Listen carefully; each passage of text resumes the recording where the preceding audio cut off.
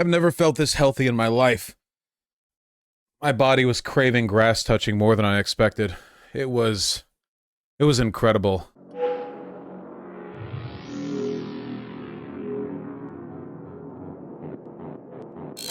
Barcelona is incredible. Just a beautiful, beautiful city. And I'm not even, I feel like oftentimes when Americans go over to a European city that's walkable, they have this like epiphany, oh God, it's so cool over here. And they go back home and they forget about it. I wasn't surprised by how incredible it all was. Like I didn't go there and think, oh my God, you can take the bus places and it's not horrible. Oh my God, their metro is both crowded and clean. I expected all of that. I guess I just didn't expect how profoundly happy and sad it would make me to actually experience it, to walk around the super blocks where, I saw like families playing in a park with a playground in it in the space inside of a mega block. Like there were so many people outside and so many people who were happy. There were like ping pong tables set up where there were strangers playing against each other, like we saw them just round off and then leave, It was incredible. It was a beautiful, beautiful city. Spain is having a water shortage, Yeah, and the way I found that out, that they had a water shortage, is that when I went to the Mediterranean, when I went to the beach, I got my feet wet. I didn't want to dive in the water. Plus, it was a stormy kind of day, so they didn't want people in the water anyway. But I got sand in my sandals, and I wanted to wash them off with those little, like, beachside foot height showers that you can do to get your feet clean, and they wouldn't work. And they had a big, like, water shortage emergency warning plastered on them. Those idiots. There was water right there. They were right next to the Mediterranean. Come on. Oh, I have to warn you guys, though. I was like, my body was craving grass touching, which is not something that I had done in like a really long time. Thank you very much, Roman.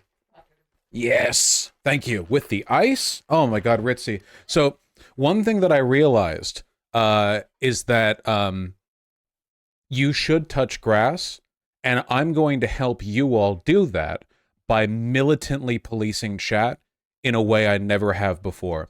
The vibes are off, my friends. I got back home from Barcelona, and I thought, oh, now I have to put up with chat's bullshit again, with these weirdos and freaks, coming at me. And I thought, no, I don't. I'm the admin. I can do literally whatever I want, So we are, from now on, there is a massive tone shift in the chat, okay? If you're annoying, out. If the vibes are off, out. You will talk to me like you are talking to someone you respect out in the street, okay? So this weirdly online parasocial shit, the emails and the messages, I have touched the grass. I just remembered, I don't have to deal with any of this. You can just treat me with, nope, you're already doing it. You're already doing it. Right away, you're already doing it.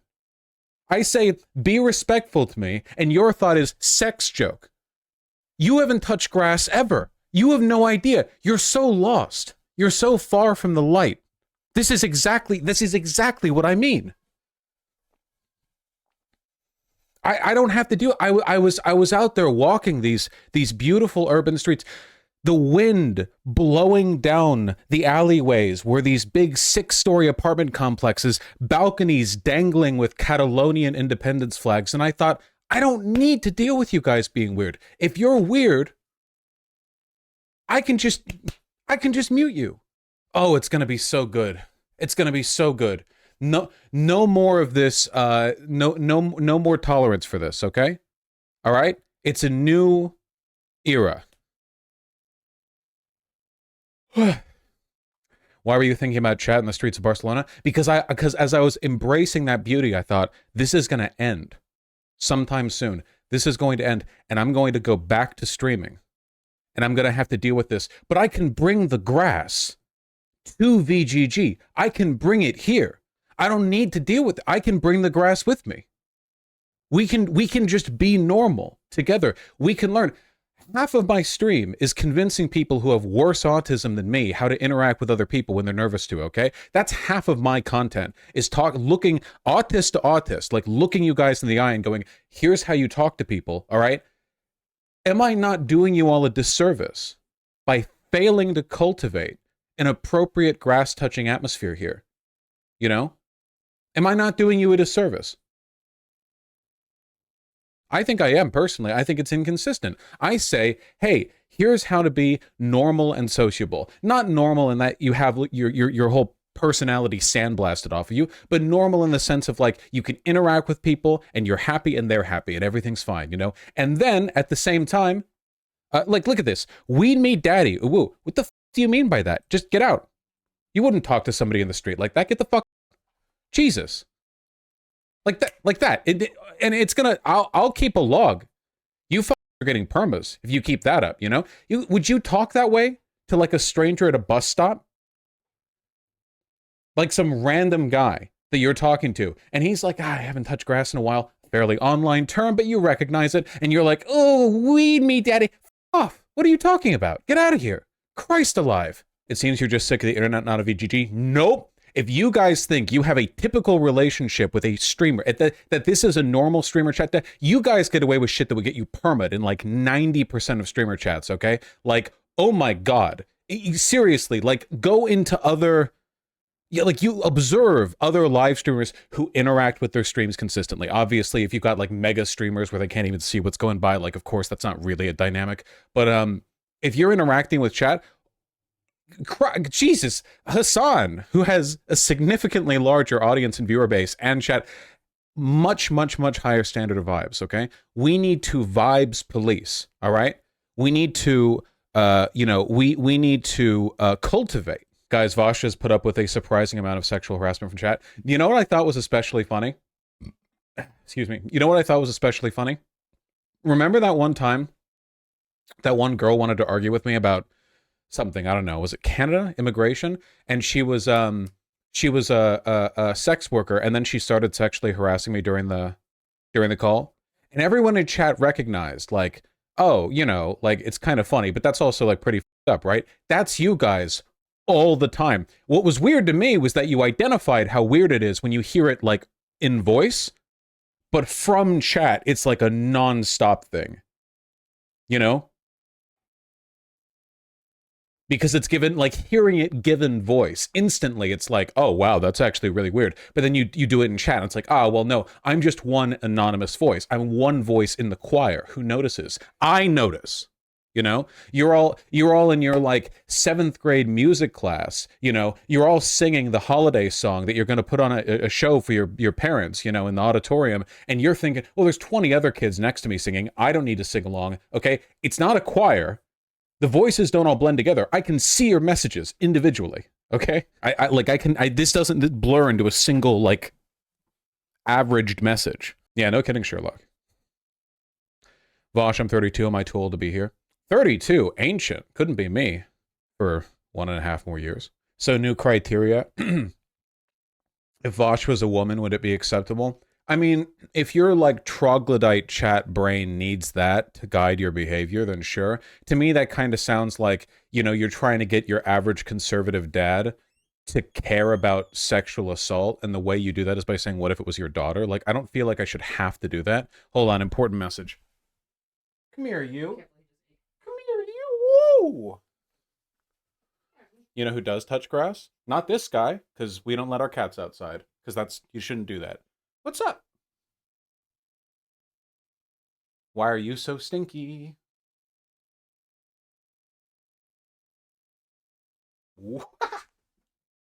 Alright, I think he wants to run around. He wasn't really engaging with the hold, you know? I think he wants to zoom around. Is he slimmer, Vaush? Did he lose weight? I don't know if he did. I did. Around Barcelona, we were walking about 10 miles on average a day, just of walking. I was eating as much as I could. I mean, I was eating like heavy fried food for every meal because they love their fried food in Spain. And I was just hemorrhaging weight. I mean, I was like, I needed to start wearing a belt with pants that I bought ambitiously a few months ago, thinking like, okay, I'll lose weight. I'll fit in these eventually. Now I needed a belt with them. You know, it's insane. No wonder they're all skinny over there. Christ, man.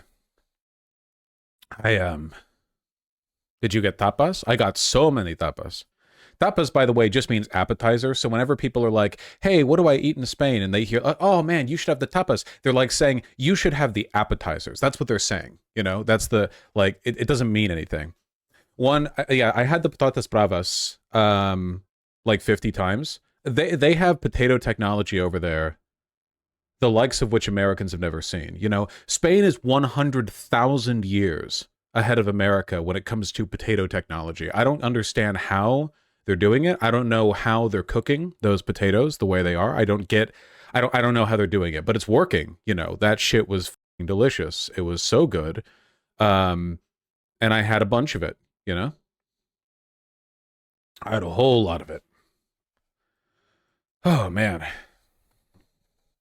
Is it true that water in Europe is paid at restaurant? Okay, this is an actual genuine dub for America that I'm not qualifying in any way. Like, it's just genuinely a dub. In America, you can get free water at any restaurant. You know, that's the law. If you ask for water, it's free. If you ask for water in a restaurant in Barcelona, or presumably like most European countries, it's always free in the UK. Okay, yeah, I don't know. In Spain, at least, they give you a water bottle and you pour it into a cup and you have to pay. So that's an actual dub for America. On the other hand, food is so cheap over in Barcelona that even factoring in the not free water, I was getting full meals for 40 euros or 45 bucks or so. It was incredible. It was amazing. And I'm talking big meals too, because like my friends would each get one item and I would get three because I'm huge and they're not. And we would just have like collect like 5 entrees, and it's like, yeah, man, that was like €9 each entree, and there's no tip, so it's 45. Yeah, like, okay, it's so good. It was so good. Are you over 6 feet? I'm 6'2". Did you tip anyways? Yeah, after every meal, I left like a big fat American 20, a big USD $20 right there on the table, you know, just to really baffle them. That sounds like a joke. I did actually do that at one place. We were in the tourist quarter, and there was like tip not included in the card, but they had the recommended tip stuff on the receipt. And it's like, oh, okay, trying to make a bit of extra money off the Americans. I see. Okay, so I left them at 20 USD. I know you guys are getting paid a living wage flat. All right, you're not tricking me. Okay, I'm not bringing tipping culture over the Atlantic. All right, you will get your pay, and the tips will stay in my wallet, except for the USD $20. I thought it'd be funny to be like an American, you know, like you're relying on Americans to tip, like you hope to get that extra money. Here's my American money. So that was fun for me personally, even though it cost me $20. All right, let's get the photo shoot out. Oh, a big shout out before I show photos from my vacation. Then we do politics. To this one specific cafe just outside of La Sagrada Familia. This place so hard. Oh my God. We kept coming back here. I was like, the guy was so nice and the food was so good. I had the balieres, the sobrasada, bacon cheese, and honey, the grilled cheese sandwich. It was like life-changingly good. When I bit into it, okay, I'm not joking when I say this. You know, I say a lot of shit. I'm a yapper, okay? So you need to understand that I'm not joking when I say this. Are the prices really that low? Yes. And it's incredible. It'd be worth twice. If it cost 3 times as much for that Balearic sandwich, I would have it. I'm not joking, by the way. So I yap a lot. When I got the grilled cheese that I ordered, the Baleares, I bit into it once and was instantly dismayed at the finite nature of the sandwich. It was so tasty that I was actually stunned for a second. And then I thought, I could eat this forever. I'm not going to be satisfied when I'm done eating this. I want more. I will want more, and there's a finite amount.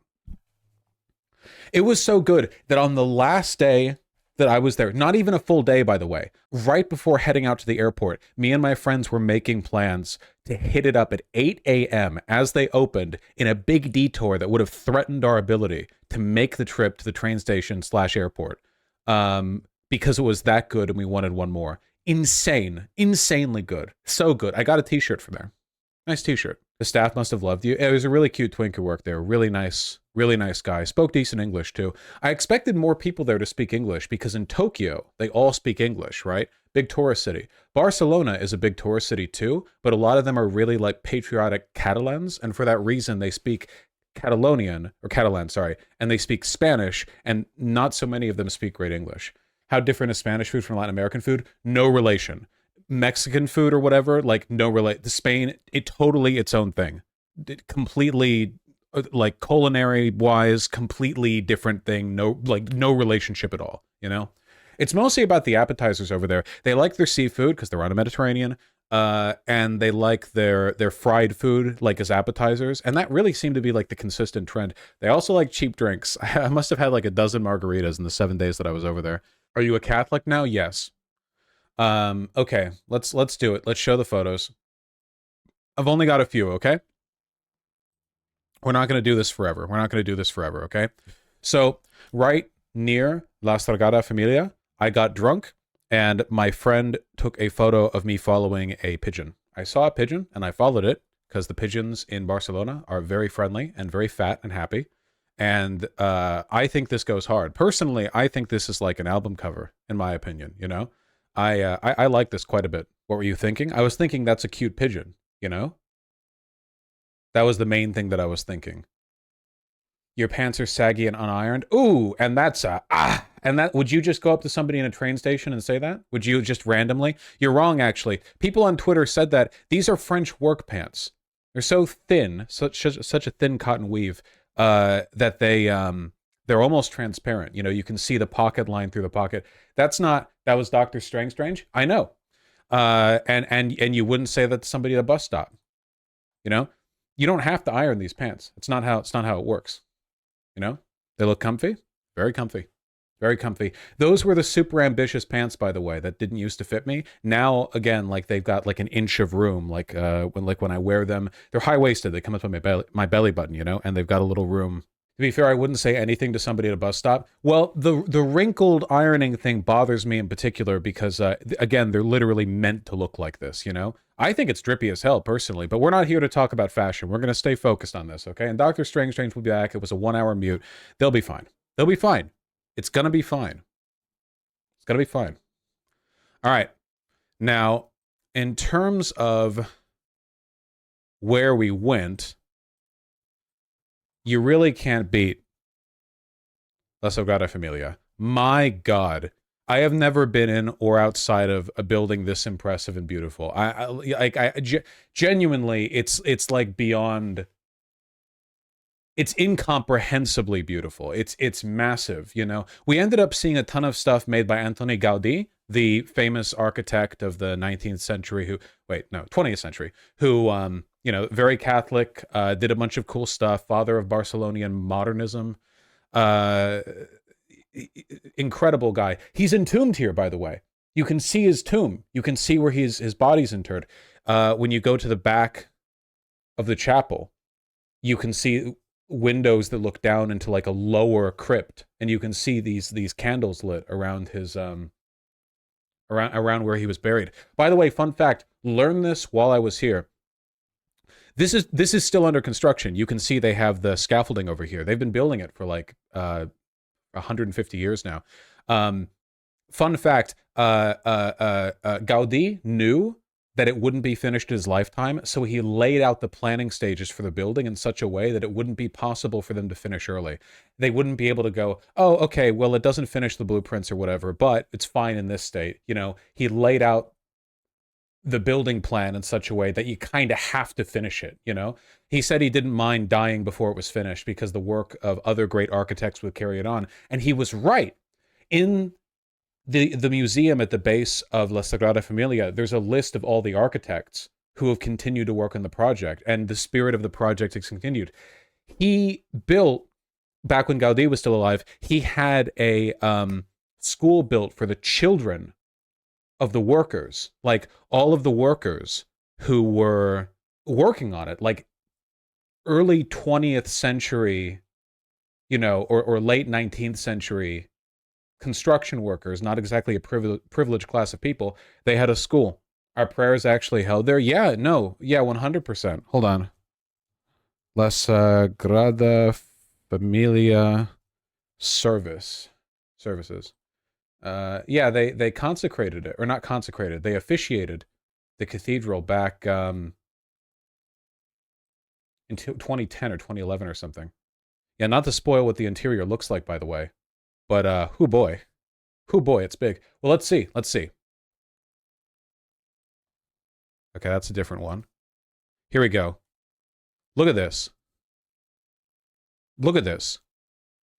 Impossible to describe how large it is, you know, without being there. Like, you genuinely, like, you just, I can't, like, psychotically beautiful. Never seen stained glass this nice, by the way. Modern glass can be thinner than older stained glass, and also it's new, it's clean, you know? It's gorgeous. He was also big on like cubism, you know? Like that's look at all these figures over here. Look at how they're he sculpts Jesus this way, you know? Like these like hyper angled, you know? I mean, dude was a proper artist, not exactly an orthodox thinker, even though he was very, very Catholic. Oh wait, that's the next attraction. Hold on. I wanted to show more stuff from La Sagrada Familia. Look at that. Look at the detailing on the outside. Look at that. Look at this. Look at this. Jesus.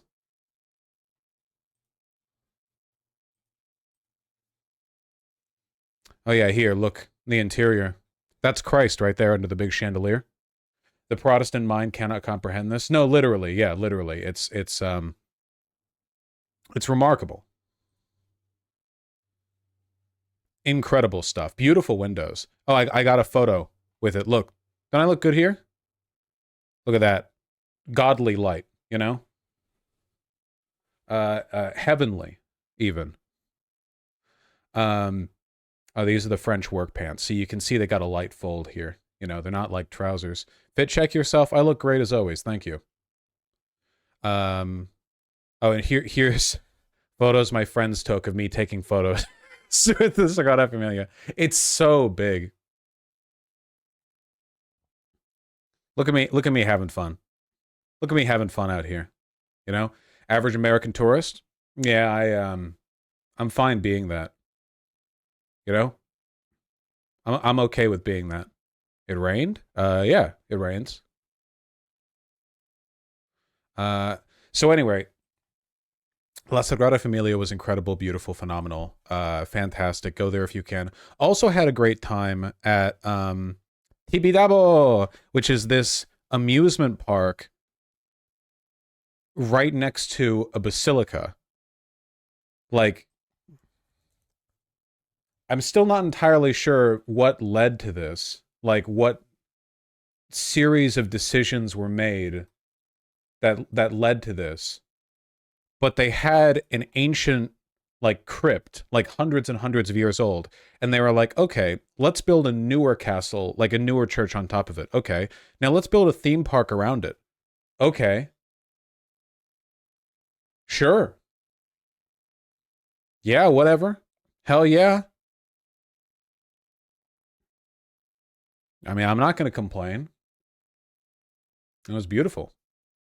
Oh, by the way, fun fact, right down here, see this red plane? That's the big signature attraction when this place was opened about 100 years ago. They modeled the original plane on this ride off of the plane that would soon thereafter land in Barcelona's new airport from Madrid. This is back at the beginning of planes, 1924.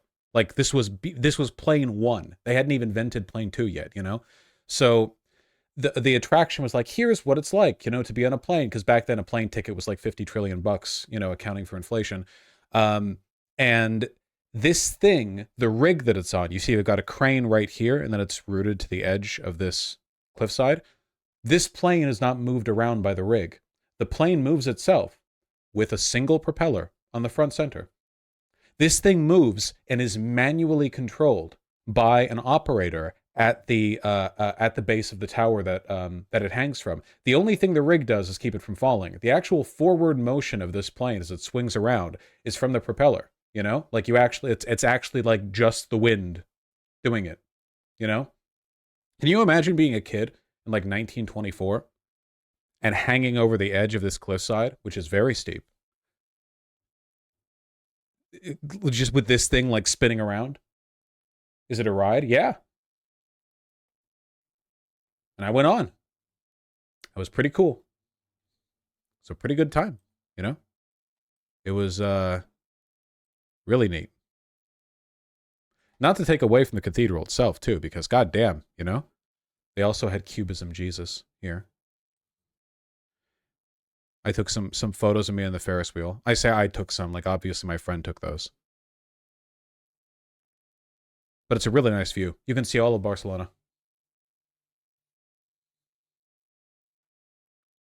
Enough yapperoni talk about Iraq. Oh man, that's crazy. You know what's rude? Interrupting a person when they're telling a story of a travel that they took, you know? What do you think of the public transport, like the trains and trams? Um, pretty amazing. The metro was like a new, there are like metro stops everywhere and they come every like 3 minutes and they were always packed but clean. I don't know how they do that. The buses were everywhere. We never had to wait for a bus. It was like magic. Whenever we'd show up at a station, like the bus or the train was practically there waiting for us. It just came so often. The only time that didn't happen was one bus got stuck in traffic, but like it's all so modern. Their trains in the metro had like computerized monitors telling you like what the next stop is. They would tell you what the links were from any given stop. So it would literally say like next stop is da-da-da square. From here you can go on the 17, the 14, or this metro line. It's like, oh my God, you could just get around here, you know? You don't even need, here, set that there. We're a while from that part of the story. You don't even need to like work it all out from the phone. You can intuit a lot of the maneuvering there. The buses were really clean. It was fantastic, honestly, and the whole place was so damn walkable. And everyone here is like, "Oh wow, walkability, walkability, great." You know, like I mean it, man. It's so. It was just nice. There were more mopeds than cars. Every street had moped parking. Everyone rides a moped over there. Much easier to move around, store, quieter. Um, you know, there were even in the areas where cars were allowed, it was quieter because there was so much noise calming, you know?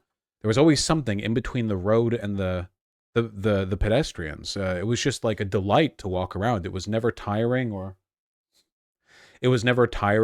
like a bother. It was just, oh man, it was so good. It really is incredible how, oh, there he goes to annoy her. How much like how Americans are just like cucked and how we're slop and disgusting people, and we just accept pig slop that's given to us in troves. You know, go to a fast food restaurant that we have in America elsewhere, and their shit is way the better. My friend went to McDonald's in Barcelona. You know that shit was higher quality and cheaper than you can get it here, by the way. Everything over there, it's just like, you know, the average salary of an American is massive compared to the salary of a European. Like in terms of the wages we get, but what we pay for that, what we get like as a drawback to that massive individual salary is that we all live in parking lots. Like that is what the American experience is. We live in a parking lot, and if you want to go out to eat, you spend $300 plus tip to pay for a family. You know, restaurants are rarely at capacity because nobody walks around, and why would anyone like drive to go to a random restaurant? Only restaurants that have massive parking lots can survive, because if you don't have a massive parking lot, how are people even getting to you? Walking there? Don't be ridiculous. Yeah, cars are expensive too. It's remarkable. You know, we pay for nothing and we sure do get it. Oh, here's another building by Anthony Gaudí, by the way. This is his famous, I forget the full name of the place, but his famous casa, meant to model like oceanic life. Really beautiful on the inside. There was a whole walking tour. Look at it. There's always people outside. By the way, this is like what a public street looks like, okay? So here we have this beautiful front-facing building. Like, look at the building next to it, too, with this like 90-degree angle, sort of like Minecraft roof, you know? Wonderful stuff. This sidewalk is like 40 feet wide. It's massive. And this road right here, the one that you can see that my mouse cursor is currently dancing over, that's not the main road. That's the like side bicycle road. So you can just walk over that if you want. I mean, like you shouldn't, because bikes go through there and sometimes mopeds, but whatever, it's not that bad. And then you have another sidewalk that contains the metro entrance. Look at all these parked mopeds. And then you have the real road where cars go. You are so safe. Like, and from that distance, the cars aren't that loud, you know? Just more shots of the place, you know? So beautiful. So beautiful. Yeah, I compared to this, like America has nothing. I've been to a lot of places in America, and I can confidently say that the greatest sites of beauty and culture in America pale in comparison to just basic, like in just the basic experience of walking around Barcelona. You know what I went to? I went to a history museum that it was about like the layers of time next to Barcelona's cultural center, like their administration. You know what it was? There was a goddamn Roman city under there, preserved. Barcelli, the Roman settlement, what, 2,000 years ago? The whole of it, basically. It's just down there, you know? I mean, the stones crumbled, don't get me wrong, but they have a whole. You crazy kids. That you can walk around it, you know? There's catwalks that were built right over it, and you can look around, and it's like, this was, I remember it was a fish juice making factory, like to make fish oil or something. And they still had the big pots. Here, let me see if I can find it. Barcelona, Rome, Museum Tour, Barcelli. Give me a good image. Or are you not allowed to? Oh, here we go. Perfect, perfect, perfect. Look at this. Look at this. Look at this shit. This is crazy to me. I know that you Europeans are like, I walk through a Roman villa every day I go to work, but just like, stay with me here, okay? You walk in these catwalks. This was the Roman settlement of Barcelli. And it's so wild seeing it like at a human perspective, not just seeing like a random stone plinth or like a random, like, oh, this is a rock that used to be a Roman rock. You can fully just imagine walking these streets, you know? I mean, look, like there you are, like this was a room. And the first thing that you look through at this museum tour is the Roman settlement. And then after that, you look at the stuff built by the Visigoths, you know, which is like I don't know, 1,500 to 1,000 years ago. And then on top of that, there's the medieval castle that you had to go into to access the museum. And it's just all that history layered on top of. And I grew up in LA, man. Finding a building built before the 50s in LA is itself quite difficult, you know? Like that is like ancient history in Los Angeles is like, did you know we used to have silent movies? You know? And then later when they invented noise, they called them talkies. You know, so thank you. Fantastic. Yeah, the La Brea tar pits. You have to go back to pre-human history to really pre-modern history. And prehistory history. It was really nice. It was really good. You know, I can understand some of the European snobbishness, but not most of it. You guys are insufferable. I actually hate you. Okay, genuine. If you live in Paris or Barcelona or whatever, and you get mad online, what are you doing? I could never be mad if I lived there. If you were ever, Ruben's agreeing with me. If you were ever mad online and like for any reason, and you could just open your window and go out in the balcony and look out at this like massive, at the hotel I stayed at from my balcony, I could see La Sagrada.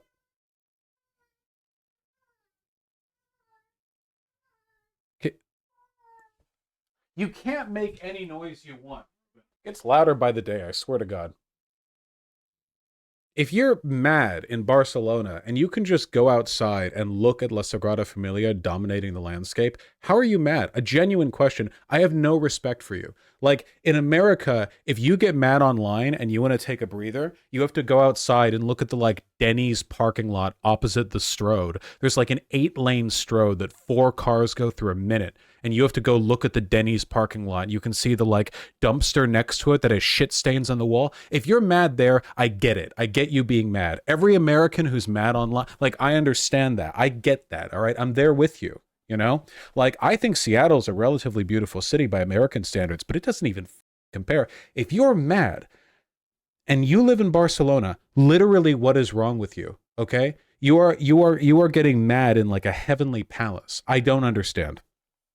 You're a psychopath. You really are. You know? You really are. Anyway, we also went through La Rambla, which is like the super ultra mega famous or is it La Rambla or something? Here. Is it Rambla or Rambla? Las Ramblas. Yes, the big old central street, you know?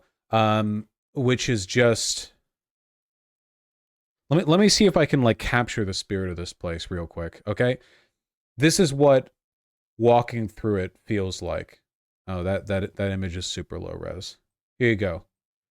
It's one big central promenade and a bunch of alleyways that look like this. Tiny little shop fronts, a lot of which don't even have names on them, that just spill out into these tiny alleyways. And it's all mixed zoning, so you have like you have like people living up here and they have their flags and everything.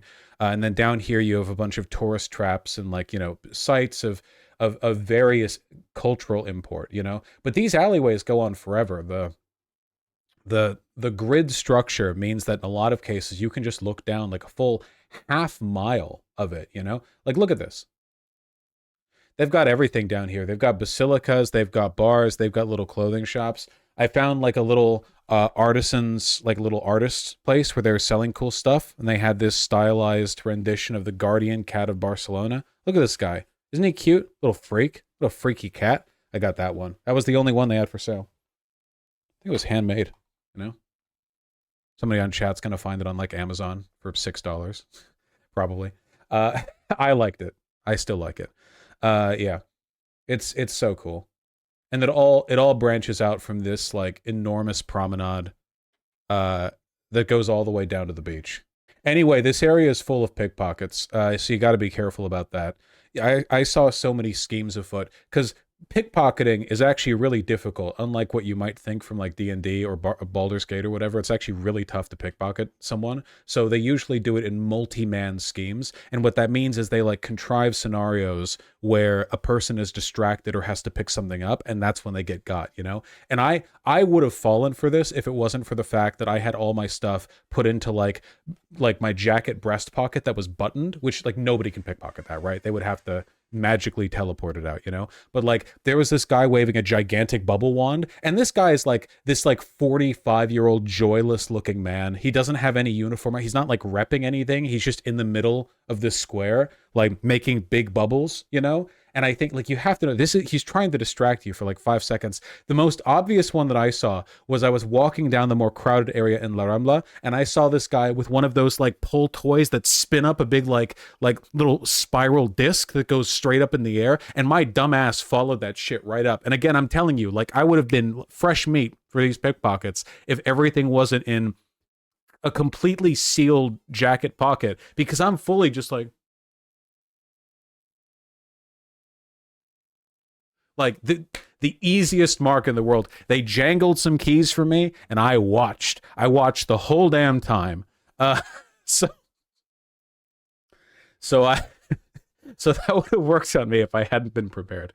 Yeah. So you got to be careful about the pickpockets. Where you're, use a hot glue gun to affix your personal belongings directly to your own body. Also, the food there is overpriced because it's the touristy district. So all the food over there, it's more like American prices, where you can get like a full meal for 10 to 12 euros elsewhere, like a full meal, like appetizer and the drink, down in La Rambla, it's like 25 euros because of the tourists. So, it was not my favorite part of Barcelona, not even close, though it was pretty delightful to be walking through these tiny alleyways and then just keep coming out into beautiful squares that would be the centerpiece of any American town. Like you're just following a winding alleyway and it's just, a beautiful bespoke fountain sculpture with apartments looking in on it and a delightful little restaurant square. It's like, oh no, that's not like remarkable. That's just what it looks like when you follow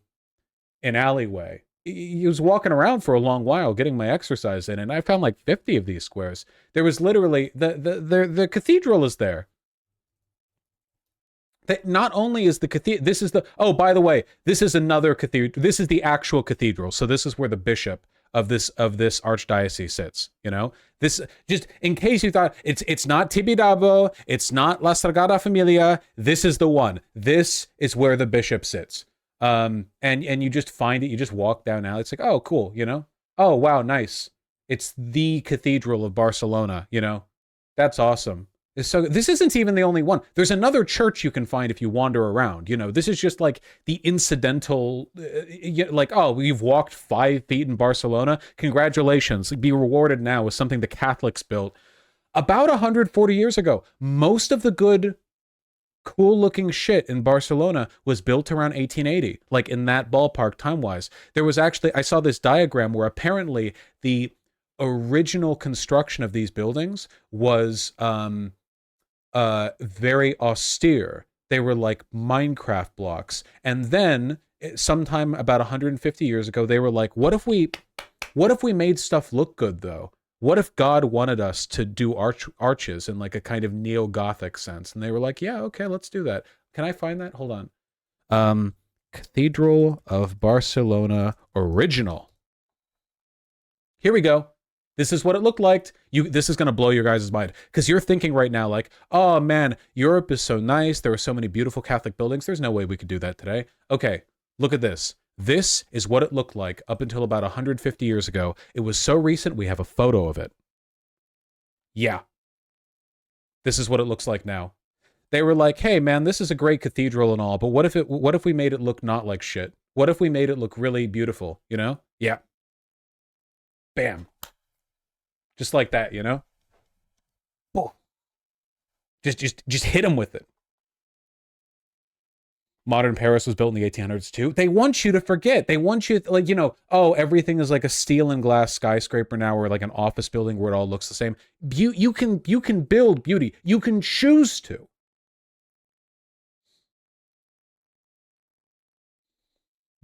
Yeah, big modern America architecture. Big modern, you go into any American city and you've got your glass and steel skyscrapers. You got your, no. Oh my God. I will say Barcelona doesn't have much of a skyline, but that's because they build everything at like 8 stories max, which I think is cool. It's very livable.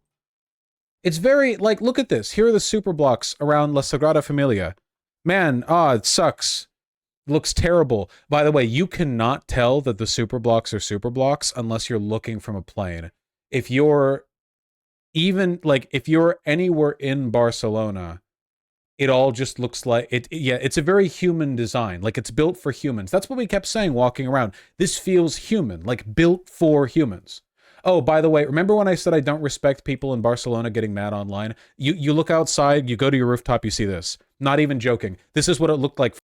This is only like 100 feet up from roof line, and everyone can just go to the roof. Everyone has a balcony they can go to. Just like look outside.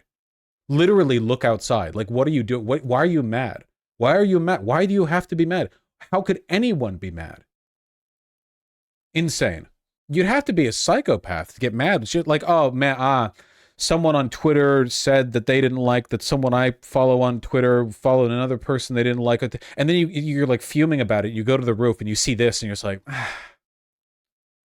I guess things are all right, actually. Built by a truly godly man.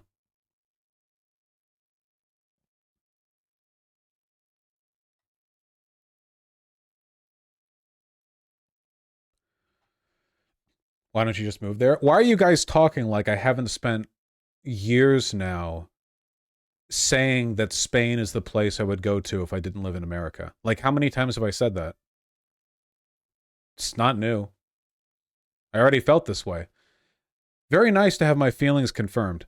Did you walk around asking how people felt about Airbnb? There were a bunch of tourists go home graffitis that I saw in some of the alleyways in the poorer areas, which I respect. Tourists do ruin the cities they come to. I say, knowing fully well I was a tourist.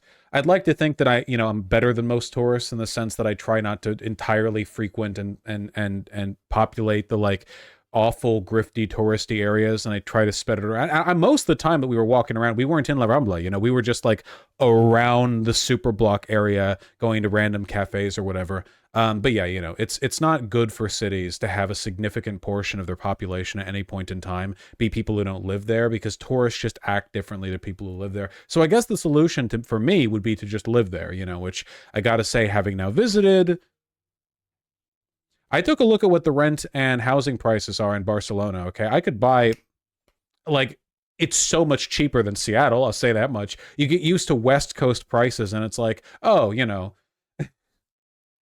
do it though? No, sorry. I'm American. My blood is red. Red blood pumps through my heart. Are you a Catalan independent supporter now? Yeah, I don't think I am. I think I think Catalonia is in kind of like they're in kind of like a Scotland situation where they have a unique history and culture and they've been kind of roped into the rest of Spain, and they're also much more left leaning on average than the rest of Spain. And I respect that, but at the same time they're also a lot wealthier than the rest of Spain. And I kind of get the feeling they just don't like the idea of their tax money going to improve all of Spain. I think it's very complicated. I will say, having been now to Barcelona, which is the seat of the Catalonia, that's their pride and joy. I don't know, man. If I lived there, I would kind of I would be pretty defensive about it. So I understand that to an extent. I also don't like the idea of it being more of a nationalist get, but I support Scottish independence. I'm not sure. I'd have to think about it. Now, they had their culture erased during the Franco years. They actually were persecuted for their language and history. Yeah, the problem with that, though, is that they're super wealthy now on average. Like, most of Spain is empty, Like, most of Spanish wealth comes from, like, Madrid, Barcelona, Granada, Like, there's only so many places that comes from. Barcelona, proportion, is pretty rich. So, yeah, their culture was suppressed, but how much is it really getting suppressed now, Because, like, people will say my culture is getting suppressed, and what they mean by that is, like, they're doing the Quebec thing, right? Like, Quebec says that. Quebec, like, the Canadian government is like, no, you can't exclusively teach all of your classes in French. And the Quebec government, or the province is like, this is literally genocide. We are being erased from history. So you have to be, there's like a sliding scale. There's a spectrum between Quebec and Scotland on terms of the like viability of a national secessionist movement and like the moral rightness of it. And like, I don't know where it falls exactly. Why is Catalonia so rich then? It's a really big tourist destination, brings in a lot of money, well-developed area, I mean, I don't know their exact economic breakdown. I don't know everything about their economy, but there was clearly a lot of wealth and display there. Vaush, do you support Scottish independence? I just said I do, yeah. Vaush, this shirt looks good. I got it from La Sagrada Familia, and it's too tight for me, even though it's an XL. You can see that when I like have my shoulders at rest. See? But on the plus side, that makes me look ripped, so I'll take it. I'm fine with that. I'm actually okay with clothes that are ill-fitting, as long as it's just a cotton t-shirt and it makes me feel like I'm muscular, Um, can you get it let out? It's a cotton t-shirt. It's fine. It's not a big deal. Looks good. Thank you. European sizes are slightly different. Oh, I also got a bunch. I got a bunch of hold on.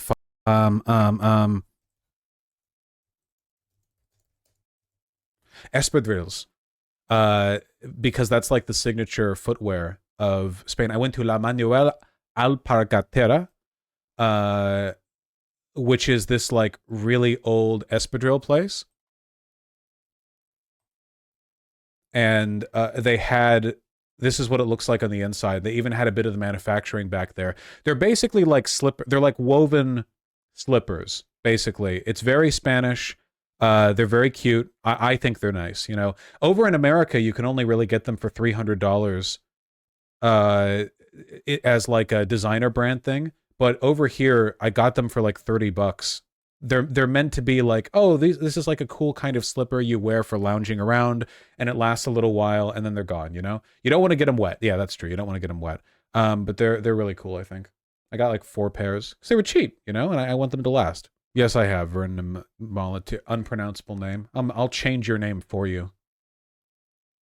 Aren't those felted wool slippers? I don't know. I'm not an expert. I got them on my feet. I wore them for a while. It's all good. Man, I need new slippers. Those look good. I like them quite a bit. They seem like good airplane shoes. I wore them on the airplane. Vaush, Catalonia isn't oppressed, they're rich now. Actually, I think what I really said is that it's a complicated situation I want to look more into, and the fact that they're a very wealthy area of Spain, relatively speaking, factors pretty heavily into the idea that they're currently being oppressed. Like, you can't ignore that element in the secessionist movement, because it does seem like there's a lot of national chauvinism. But you can pretend that all I said was Catalonia isn't oppressed, they're rich now, if you want to, if that makes you feel happy. So yeah, I had a really good time. Went down to the Mediterranean, the water that makes you gay and lazy. Oh, speaking of the lazy Spaniards, fully playing into the national stereotype. They close most of their shit between 2 and 4 p.m. for their siesta? I thought it was a joke. Sorry, my highly productive American mind can't fathom the idea of a 2 hour lunch break.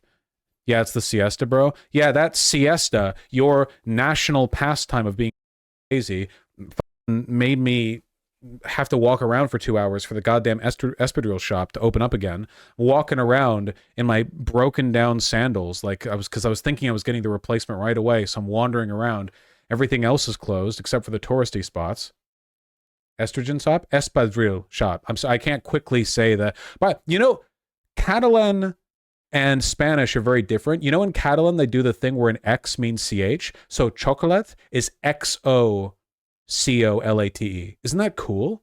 I think there's no E at the end. Isn't that awesome? Yeah. It's so cool. There were some really nice churros were everywhere. There was a lot of good food there. Molten chocolate to dip the churros in, but it wasn't like fudge. It also wasn't hot chocolate. It was somewhere in between. Almost drinkable. Really good. Yes, they do have a very cute accent, Vermin. So it'd be the Catalonian lisp in this case, I suppose. Yeah, get a passport, folks. Like a sludge? Yeah, kind of like... It's hard to say. It's hard to say. I did enjoy their cuisine. Spain is not known as one of the Mediterranean countries with the best cuisine, right? People, their minds go to Italy, Greece, Turkey, right? Like that's when people think, like, at least for me, when people think of like the Mediterranean cuisine, they tend not to. Yeah, south of France. What if you're like lame? Yeah, okay. I don't think of Spain for the most part. And I think they do have really good food. I just don't think they have much of a like national identity around that food relative to the other countries. Because it seems like a lot of the gas that the Spanish had for, their own identity and culture, they kind of got yeeted a little bit by the nations they colonized. Like when people think Spanish language now, they think of Mexico, not Spain, fully getting like outdone. Same with Portugal. Like Portuguese, Portuguese isn't the language you speak in Portugal. It's the language you speak in Brazil, idiot. So they kind of got outdone a little bit by their colonial subjects. And I wonder if that translated a bit into the food, because like Mexican food is world famous and delicious and phenomenal.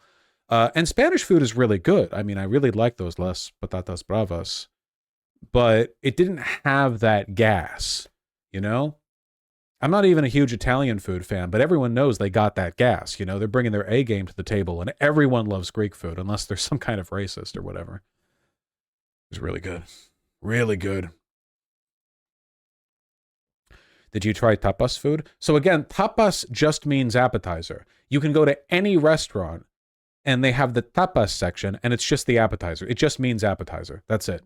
I mean, I did try it, but I just had appetizers. It's not like a type of food. It's a genre. It's like a small meal, and it's great. Lol, only Americans think Mexican food is world famous. Hey, you can cope all you want, man. Okay, you can go to a Mexican restaurant like anywhere in the world.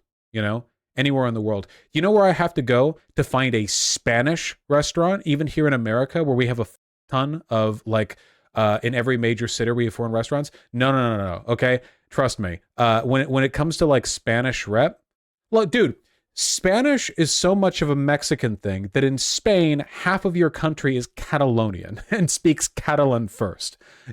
I'm really sorry. Spain has lost the Spanish game so hard that half of their own country is fighting against having to teach their classroom lessons in Spanish.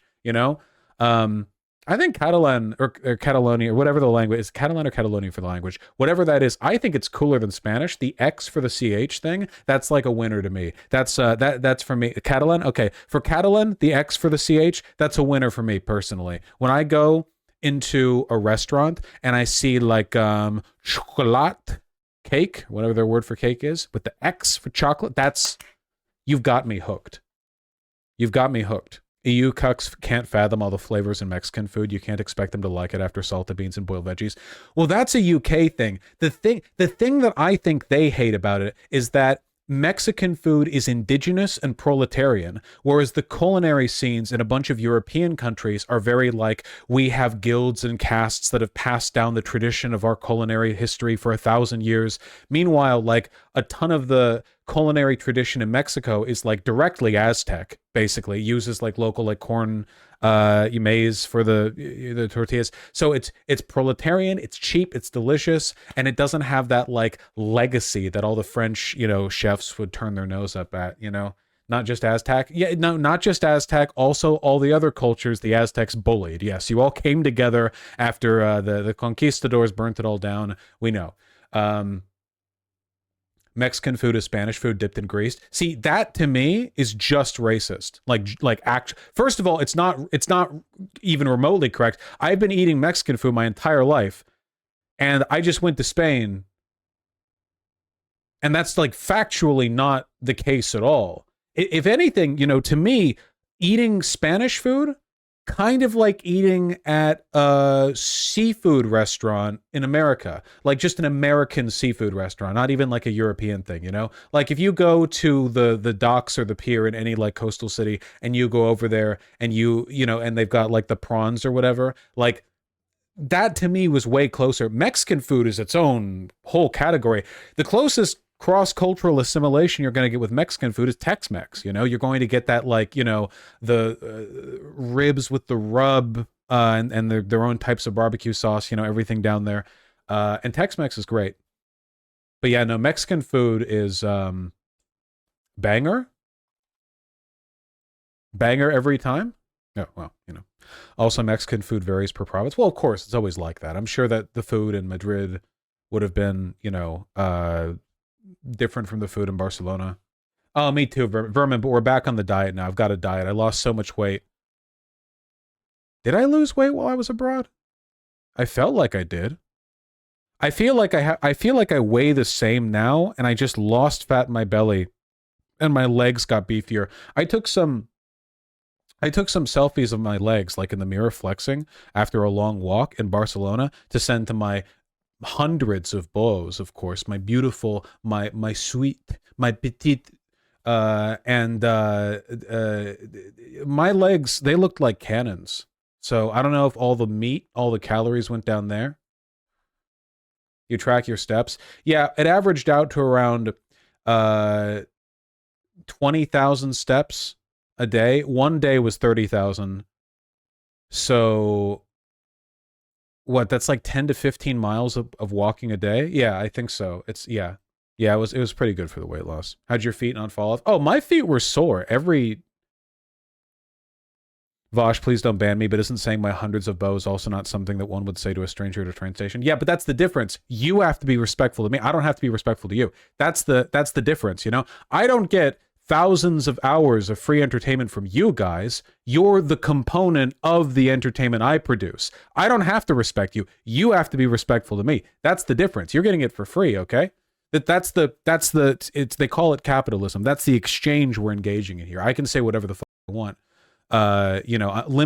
Limited only by YouTube TOS, of course, which has been getting stricter lately. Came back to my email to find like 50 emails saying we can no longer have ads on this video, and it's because like I mentioned that a certain country in Levant is doing something to a certain people. I don't even, you can't say shit anymore. This one from now on, this is like a tourism review channel. We can't talk about any modern conflict. If a cop does something wacky in America, I'm gonna have to employ euphemisms like I'm the New York Times pulling excuses for the event I'm trying to talk about. We have a civil servant involved dispute, which might have led to, yeah.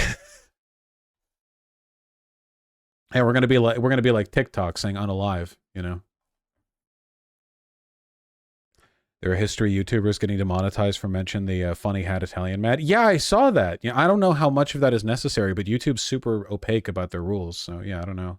Random question, how'd you pay? I paid everything with credit card. I thought I'd have to take out a bunch of euros, but every single place I went to, even the little ones, had a card reader that was fine with taking USD, You can choose to pay USD or euros. I think like whether you want to take one or the other depends on whether you have a good rate for currency transfers with your bank, or if you want to take the one that the card reader will do You know, so I think my bank was fine, so I just, you know, paid in EU.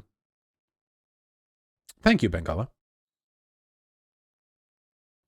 What do you think about the euro-like currency and the coin or paper? What are your feelings? Oh, it's beautiful. Yeah, another like absolute objective L for America is that our dollars are literally just paper, which is a lot. Is anyone learning this for the first time? Any Euroids watching? Like, did you know that our currency is literally just paper? Like, it's just paper. They're actual, yeah, actual paper, not like whatever. Isn't it cotton? Shut up. I don't care. It's cotton paper. I don't care. It's literally just paper. There's no plastic. It's mostly cotton. Cotton is paper. It's fine. It's all good. I thought dollars specifically aren't wood paper. Okay, I wasn't making a comment on the literal material composition. I'm making a comment on what it's like. It's just paper. You hold a dollar and it just feels like paper. Yeah, thank you. Thank you.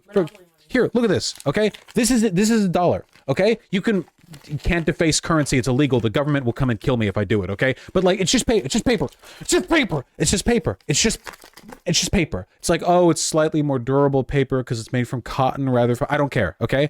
And meanwhile, what is this, Australian money? Yeah, Australia. Meanwhile, other countries got like shit going on. They've got like seals and plastic and magic, you know? Whole different thing, okay? But like, this literally just crumpled, just paper. What is your shirt made of? Dollar bills. 100% dollar bills.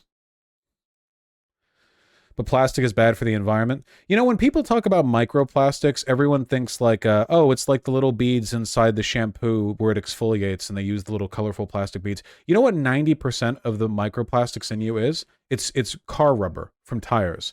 When cars break, when they screech across the asphalt, you know, that kicks up a cloud of brake pad material and rubber, and that just goes in the air. You inhale that shit. Like, that's what we're talking about. It's not like the little beads.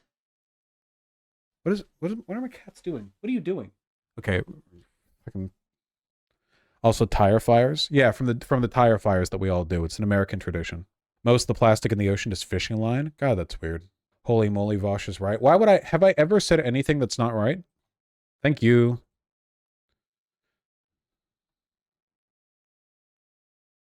"78% of microplastics in the ocean come from tires. A 2020 report from the Pew Charitable Trust found car tires are made from about 24% synthetic rubber that breaks down as the vehicles travel." Yeah, it's pretty bad.